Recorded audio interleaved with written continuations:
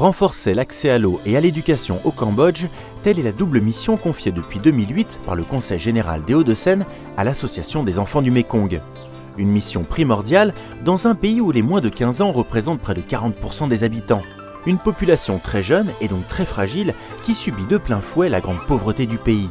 Et si la jeunesse est l'avenir du Cambodge, elle doit être protégée. Et cela passe notamment par l'éducation et la nutrition. Le premier projet du Conseil général, c'était le soutien alimentaire des foyers enfants du Mékong. Donc grâce au Conseil général, nous avons pu augmenter le budget des repas des jeunes en meilleure qualité, donc plus de viande, tout ça, donc plus de poissons, plus de légumes, de fruits. Alors qu'auparavant, c'est du riz avec une soupe, avec une petite pâte de poulet qui baigne dedans. Donc là, on a beaucoup plus changé l'alimentation grâce à ça. Et quand l'ONG apporte son soutien aux enfants, elle aide aussi tout leur entourage. L'enfant du Mékong donc, est un peu partout dans le Cambodge, surtout dans la province Banteay Meanchey Darmenchey. Il y a 3600 filleuls. Alors quand on aide un filleul, c'est un peu sa famille qu'on aide, parce qu'on aide l'enfant qui touche un parrainage, mais on aide également par le parrainage son frère, sa sœur. Si les parents sont malades, on aide également la famille, et donc ça fait donc un sacré nombre. Autre élément de ce programme, l'amélioration de l'accès à l'eau avec l'aménagement de mares, couplé à des formations sur leur bonne gestion. Dans le Banteay Meanchey, nous avons une très bonne terre agricole. Le gros problème, c'est l'eau. Il n'y a pas de rivière, ou très peu de rivières. Et saison des pluies, on a de l'eau, on a trop d'eau inondation. Saison sèche, 6 mois par an, il n'y a pas d'eau, rien du tout. Donc du coup, la mare, c'est un stock d'eau disponible pendant la saison sèche, d'une part pour la consommation, pour la cuisine, pour la lessive, pour également arroser un petit potager et également pour des cultures qui demandent moins d'eau.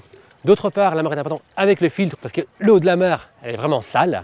Et donc, les gens n'ont pas tout le temps le réflexe d'aller faire bouillir l'eau. Et donc du coup, le fait d'avoir un filtre, ça permet vraiment d'avoir une eau pas potable à 100%, mais beaucoup moins de bactéries, donc il y a beaucoup moins de risques. Donc il y a une réserve d'eau pour l'année et également une eau qui est meilleure. Avoir une meilleure eau, c'est bien. Encore faut-il qu'elle soit correctement utilisée. Cela passe par une vraie sensibilisation de la population et qui mieux que des Cambodgiens pour faire passer le message à d'autres Cambodgiens.